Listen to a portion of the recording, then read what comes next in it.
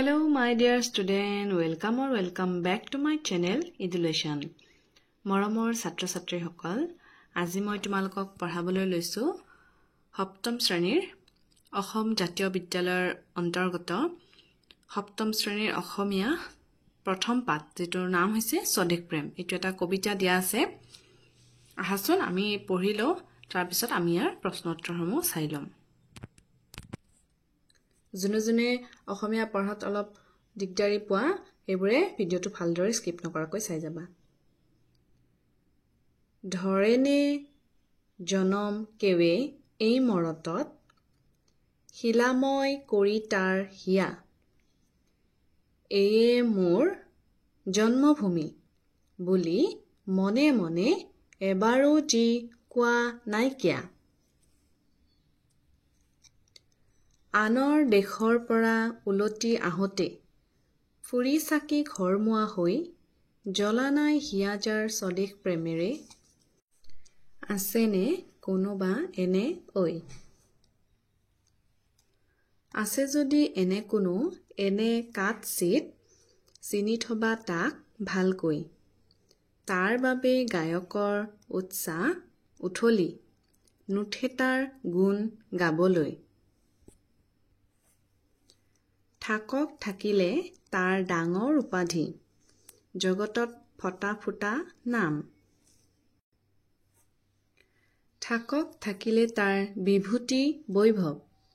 বাসনাই ঢুকি পোৱা মান। কিন্তু তেনে স্বাৰ্থপৰ দূৰ কপলীয়া, নাপায় খ্যাতি জনমত, দুগুণ মৰণ ভুগি ধূলিৰ মানুহ, মিলি যাব ধূলিৰ লগত। তাৰ বাবে কেৱে আৰু নতুকে চকুলো, কেৱে তাক নকৰে সন্মান, কবিয়ে কবিতা ৰচি নকৰে কেতিয়াও তাৰ গুণগান। মানে কবিতাটোত কি কৈছে, নিজৰ দেশৰ প্ৰতি থকা ভালপোৱাখিনি বুজাইছে। কবিয়ে মানে সুধিছে ধৰেনে জনম কেৱে, মানে কোনোবাই এনেদৰে আমাৰ পৃথিৱীত জন্ম লয় নেকি যাৰ হৃদয়খন একেবাৰে কঠুৱা হয়। শিলাময় মানে কঠুৱাক বুজাইছে। এনে মোৰ জন্মভূমি বুলি মনে মনে এবাৰো যি কোৱা নাই, মানে মোৰ জন্মভূমিৰ যোনে প্ৰশংসা কৰা নাই, এইখন মোৰ জন্মভূমি বা মোৰ জন্মভূমিখন এনেকুৱা বুলি যোনে কোৱা নাই, এনেকুৱা কঠোৰ কোনোবা আছে নেকি, কোনোবাই জন্ম লৈছে নেকি এনেকে, সেইটো কবিয়ে প্ৰশ্ন কৰিছে। আনৰ দেশৰ পৰা উলটি আহোঁতে ফুৰি চাকি ঘৰমুৱা হয়, যেতিয়া আমি ক'ৰবালৈ ফুৰিবলৈ যাওঁ বেলেগ ঠাইত, তাৰ পৰা যেতিয়া ঘৰমুৱা হওঁ, যেতিয়া উভতি আহোঁ, জ্বলা নাই হিয়াজাৰ স্বদেশ প্ৰেমেৰে, আছেনে কোনোবা, মানে নিজৰ দেশখনৰ কাৰণে কোনোবাৰ মনত নপৰাকে, ভাল নোপোৱাৰ ভাৱ নহাকে আছে নেকি এনে কোনোমান, মানে যিয়ে বেলেগ দেশত যায় বা বেলেগ ঠাইত যায়, বেলেগ ঠাইখিনিকে ভাল পোৱা হৈ যায়, নিজৰ দেশৰ কথা পাহৰি যায়, এনে কোনোবা আছে নেকি কবিয়ে সুধিছে। তাৰপিছত কৈছে, আছে যদি এনে কোনো এনে কাটচিত, চিনি থবা তাক ভালকৈ, মানে কৈছে যে এনে যদি কোনোবা মানুহ আছে তাক ভালদৰে চিনি থব দিছে। তাৰ বাবে গায়কৰ উৎসাহ উঠলি, নুঠে তাৰ গুণ গাবলৈ, মানে যিকোনো মানুহৰে এনেকুৱা যদি বেয়া মানুহ আছে যাই নিজৰ দেশক ভাল নাপায়, তেনেহলে তাৰ গুণ কোনেও আৰু নাগায়, কবিয়ে তেনেদৰে কৈছে। থাকক থাকিলে তাৰ ডাঙৰ উপাধি, জগতত ফটা ফুটা নাম, কৈছে যে তেওঁ যিমানে ডাঙৰ মানুহ নহওক কিয়, যিমান ডাঙৰ উপাধি হওক, যিমান ধনী মানুহ হওক, থাকক থাকিলে তাৰ বিভূতি বৈভৱ, এই যে বিভূতি বৈভৱ মানে যিমান ডাঙৰ মানুহ হওক বা ধন সম্পত্তি নাথাকক, বাসনাই ঢুকি পোৱা মান, মানে এইটো এটা মনৰ ইচ্ছা। ধনী হোৱাটো আমি মনৰ ইচ্ছাহে ন, মনৰ ইচ্ছাবোৰ পূৰণ কৰিবৰ বাবে আমি টকা ঘটো বা যি কৰিবৰ বাবে আমি টকা ঘটো, গতিকে বাসনাই ঢুকি পোৱা মান, এইবিলাক হৈছে যিবিলাকে বহুত বেছি বিলাসিতাৰ বাবে ধনী হয়, এইবিলাক হৈছে মানে নিজৰ ইচ্ছাৰ কাৰণে হোৱা এইবিলাক ধনী। গতিকে সেইবিলাকক লৈ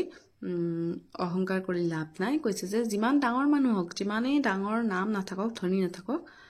তেওঁৰ কোনো মূল্য নাথাকে। কিন্তু তেনে স্বাৰ্থপৰ দূৰ কপলীয়া, নাপায় খ্যাতি জনমত, মানে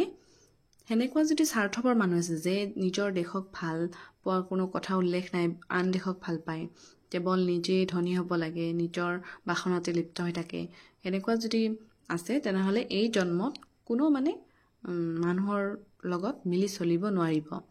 দুগুণ মৰণ ভুগি ধূলিৰ মানুহ, মিলি যাব ধূলিৰ লগত, মানে দুগুণ মৰণ মানে তেওঁ মৰাৰ সময়ত যথেষ্ট কষ্ট পাব, যিহেতু নিজৰ দেশকে নিজে ভাল নাপায়, অইন মানুহৰ লগত মিলি চলিব নোৱাৰে,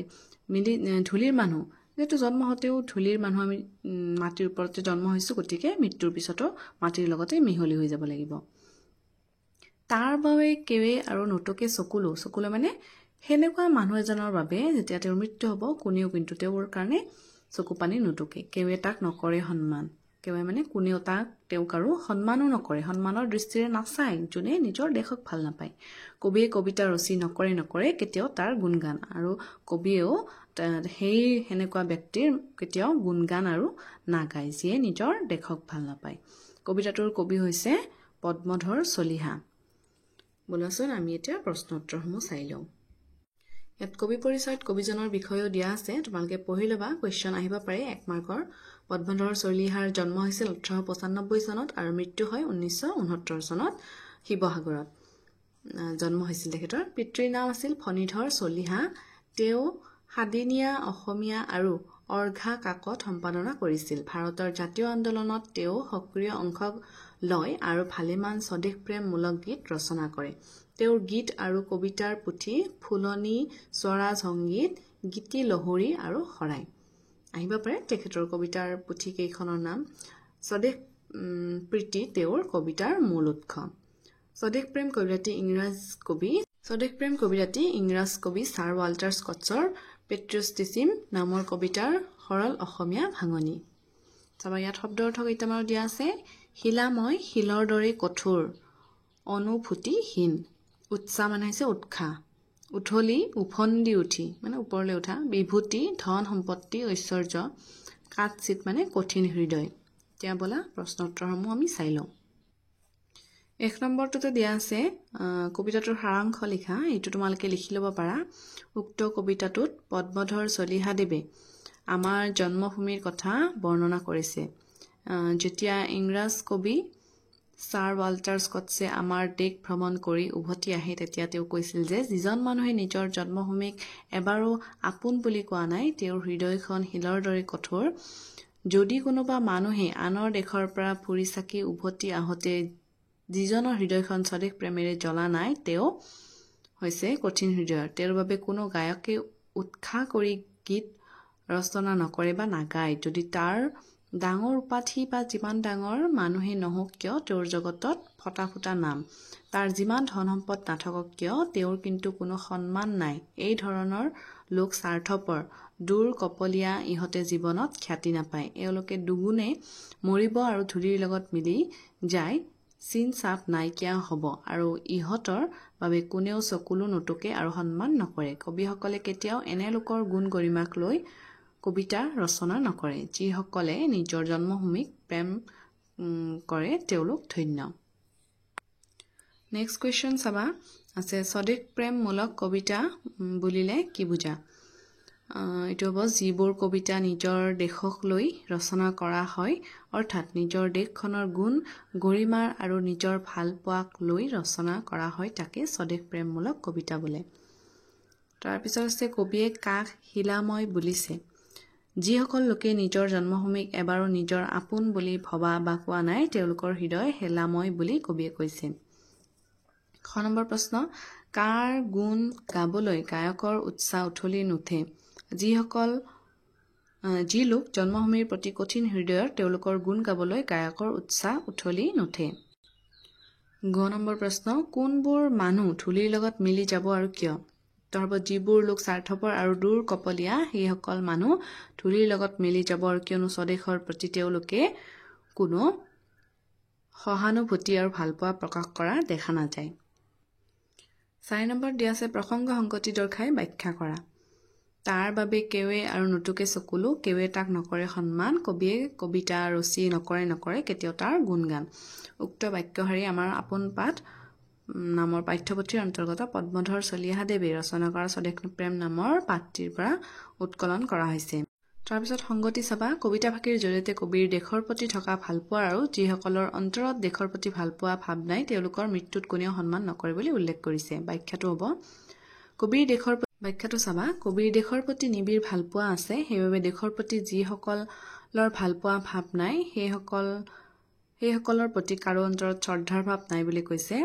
দেশক ভাল নোপোৱা মানুহৰ মৃত্যুত কোনেও চকু পানী নটকে তেনে মানুহক কোনেও সন্মান নকৰে যিমান ডাঙৰ মানুহ নহলেও সেইজন মানুহক লৈ কবিয়ে কবিতা ৰচনা নকৰে বহুত বিভ্ৰতি বৈভ্যা ধন ঐশ্বৰ্য থাকিব পাৰে কিন্তু দেশৰ প্ৰতি যদি কোনো ভালপোৱা ভাৱ সামান্যতমো নাথাকে তেনেহলে কোনেও তেনে মানুহৰ গুণগান নাগায় 5 নম্বৰ দি আছে অসমীয়া ভাষাত ৰচনা কৰা কেইটামান স্বদেশ প্ৰেমমূলক কবিতাৰ নাম লিখা লিখিব পাৰা মোৰ দেশ মানুহৰ দেশ কবি দেৱকান্ত বৰুৱা জনমভূমি কবি নলিনীৱালা দেৱী মোৰ দেশ কবি হীৰেণ ভট্টাচাৰ্য কেইটামান অতিৰিক্ত প্ৰশ্ন স্বদেশ প্ৰেম নামৰ কবিতাটোৰ ৰচক কোন স্বদেশ প্ৰেম নামৰ কবিতাটোৰ ৰচক পদ্মধৰ চলিহা স্বদেশ প্ৰেম নামৰ কবিতাটো কোনটো ইংৰাজী কবিতাৰ সৰল ভাঙনি কবি পৰিচয় দিয়া আছিল নহয় স্বদেশ প্ৰেম নামৰ কবিতাটো ইংৰাজ কবি ছাৰ ৱাল্টাৰ স্কটছৰ পেট্ৰিয়টিছিম নামৰ কবিতাৰ সৰল ভাঙনি কবি পদ্মধৰ চলিহাৰ কবিতাৰ মূল উৎস কি কবি পদ্মধৰ চলিহাৰ কবিতাৰ মূল উৎস হ'ল স্বদেশ প্ৰীতি মৰমৰ ছাত্ৰ ছাত্ৰীসকল এইখিনি আছিল তোমালোকৰ সপ্তম শ্ৰেণীৰ যেটো প্ৰথম চেপ্টাৰ অসমীয়াৰ স্বদেশ প্ৰেম